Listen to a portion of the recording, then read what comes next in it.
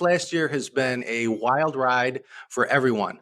Especially some laundry owners who, are reporting utility costs that have doubled, and in some cases tripled in certain markets. So what are you hearing and seeing regarding this crisis? Yeah, so great information. We've seen it on boards across social media. We've seen it in articles that people are reading. You're seeing it on your bills that you're receiving at your home and your business.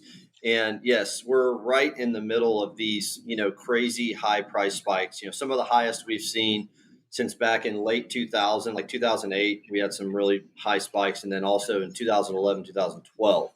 So, we're in the midst of it. We have seen some relief. And, as you and I know, we worked on an article that'll be published in next month's Planet Laundry. So looking forward to getting some feedback from our owners on that and letting them read that. But, there is some relief in sight.